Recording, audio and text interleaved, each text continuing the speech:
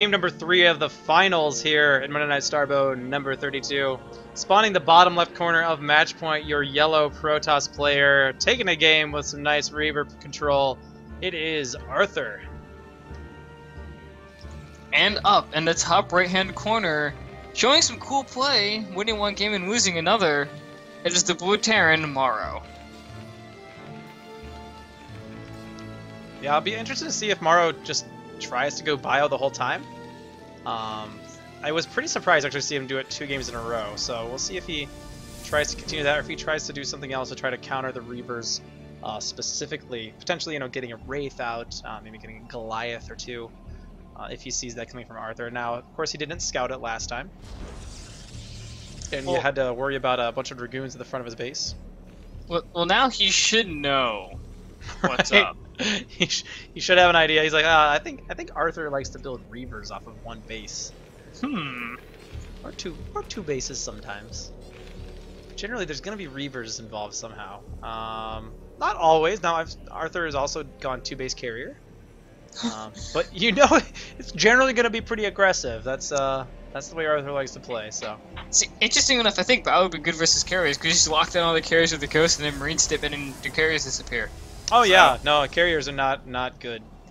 If you're up against bio, don't build carriers. And that's part of the reason why you don't see a lot of carriers in StarCraft 2.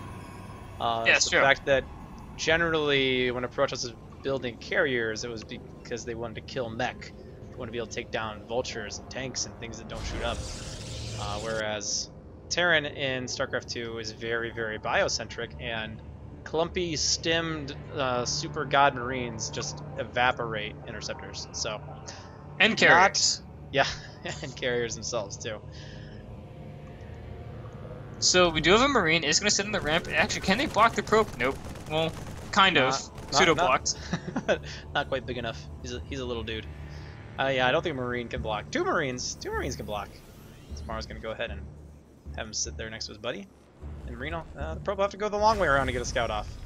So we do have a barracks up. We have a command center coming up here pretty quickly from MorroW. We actually have air weapons on the way for Arthur. Oh wow! Now, is this just a fake? Is it a cheaper way to fake you're getting Dragoon range? Because the SCV is going to scout and is going to see the Cybernetic core churning away, and we'll see what happens as the SCV dies. Yeah, the air weapon's still going here. Now Arthur generally he sticks to his broodlord build generally. Yep, canceled. There it is. Man. And actually, this probe is going to sneak in somehow. Well, maybe. Oh, bunkers are good. Not quite. So Arthur, if he wants to get cheesy, he's building a Nexus. Actually, just canceling that so he could go into a Nexus. And actually, he's even chronoing probes, so he might actually be trying to expand and play like a macro style. Maybe. It's hard to say. and MorroW is getting barracks stabilizers. He's getting another barracks. Oh wow, MorroW wants to make bio work. It worked once.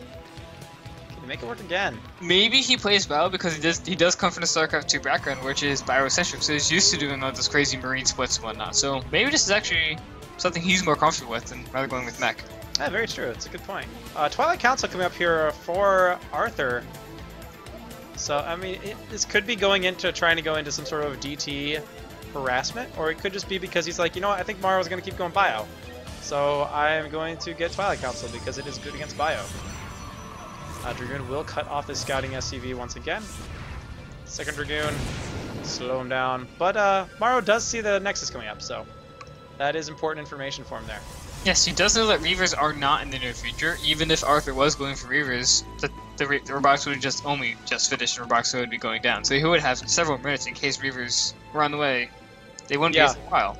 But there's no Reavers. He's getting charge. Yep. So he's going for the anti-bio build here is Arthur.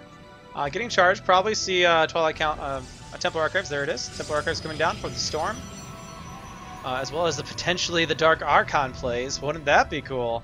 That would be cool. Because, like, as we mentioned earlier, feedback is very good versus Ghost. Because I'm not sure if Ghosts only have 80 health, so they can just die to feedback still. Yeah. And Maelstrom can walk down all the body units and set up storms. So Dark Archon is a very potent thing potentially.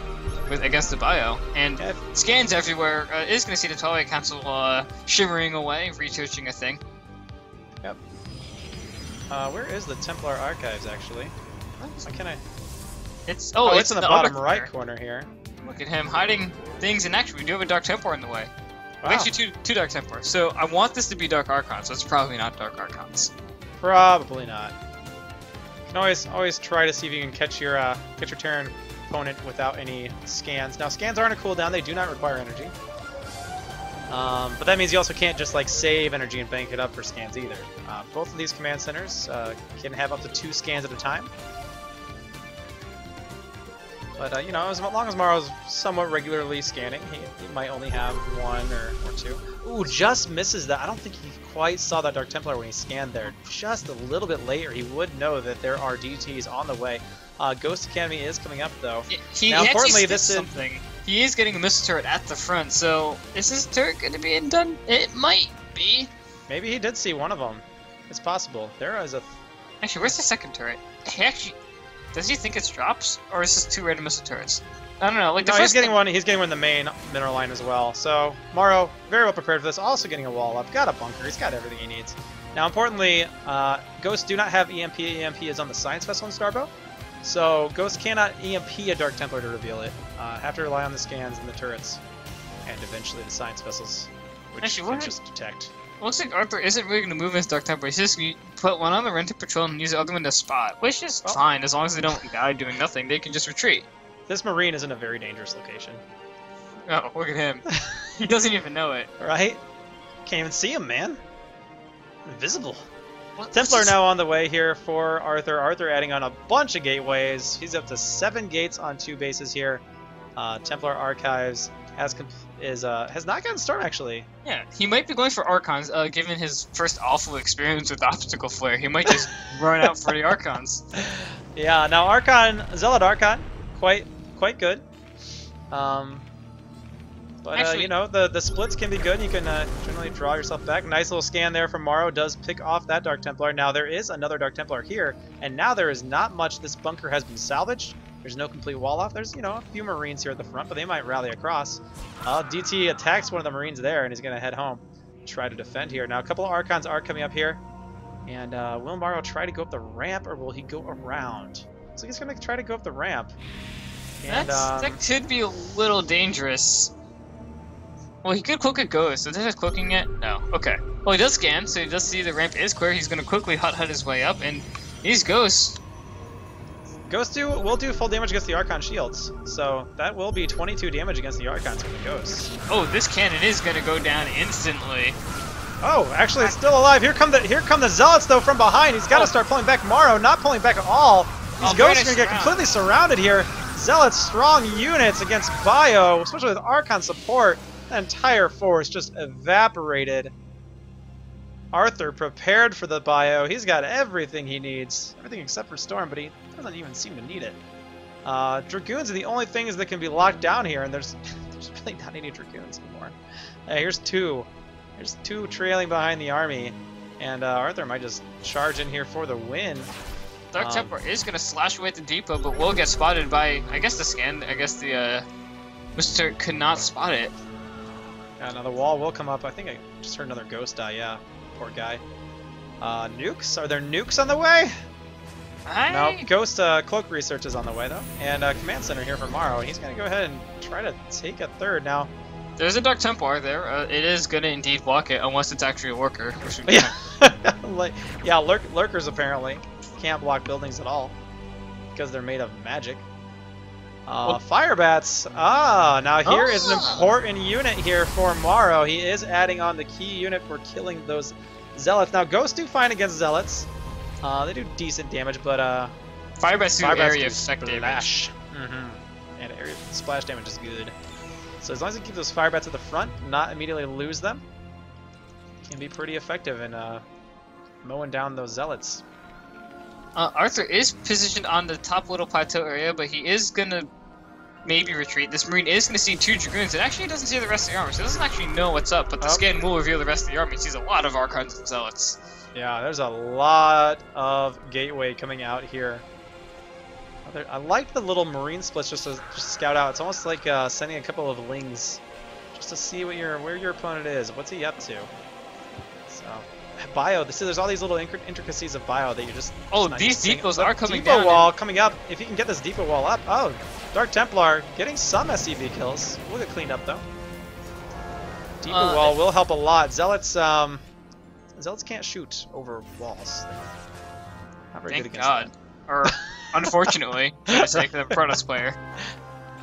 A lot of fire bats with his army now. Maybe backing off the ghost production a little bit, but still quite a few ghosts as well. And now working on starports too. There's still a decent number of ghosts. Cloak did now finish, so he actually might be able to cloak in and take out the observer. He wants to get this observer. The observer. Yeah, it does go down. An extra scan though. Mara's gonna find himself out of scans for Dark Templar many here. scans. Oh, nice lockdown. We'll take down this Dragoon. It's not gonna be too much of a difference. Oh, this I don't think Archon Arthur is cares. gonna get pecked away. And actually, the Breeze can't see on the high ground, and we'll be able to shoot the. Okay, maybe not. But Here comes the cloak. Oh, are able to take down a lot of this. Deal a lot of damage to Zealots, and the Firebats are gonna move in, deal more damage. Some of Zealots go down. Arthur is gonna move in, but he's nice concave, but Firebats on the ramp versus Zealots. Oh, a lot of Zealots will be going down, but the Firebats just not enough. The Archons also do a lot of splash damage in these tiny choke areas. And Arthur going to be pushing it back. 151 supply to 102. MorroW trying to charge the ramp might not have been the best idea there. And he's going to be hard-pressed to defend. Now, he can, of course, try to defend at his own ramp. Arthur does have an observer floating above here. He does have the supply depot wall, but I'm not sure how tight this wall is. For example, I think Zealots might be able to get through here. This doesn't look like it's tight either. Yeah, those aren't tight. This is definitely not tight. So plenty of opportunities for Zealots to get through, but Firebats can roast them. But just a very, very large, scary force here. And the Protoss player is going to move in. The Terran is going to stim, and actually probably should attack into this, but the Zealots are just really good. They're just going to rampage in and take out the bio, cut them all to little bits and pieces. And I'm not sure if MorroW can hold this. Yeah, it's going to be tough. You know, it does get into the bunker here. Unable to get the supply depot wall up, though, and now the Zealots and the Archons are on top of this bunker. The bunker is emptied out. Not much left here for MorroW, and Arthur looks like he will go ahead and steamroll his way to a victory here in game number 3 and take a 2-1 lead in the series. Although Stim Marines and the SGs are going to try their best, but Archons can splash damage. SG's on hold position, but they're all going to get taken out. Archons are going to rampage through. GG from MorroW. Arthur is going to win game number 3. Well played by Arthur. Basically, he said, if you're going to keep building bio, I'm just going to build everything that counters bio. And it worked. You can't lock down Archons and Zealots. So, at the end of the game, we didn't mention this, but there were 2 more starports on the way.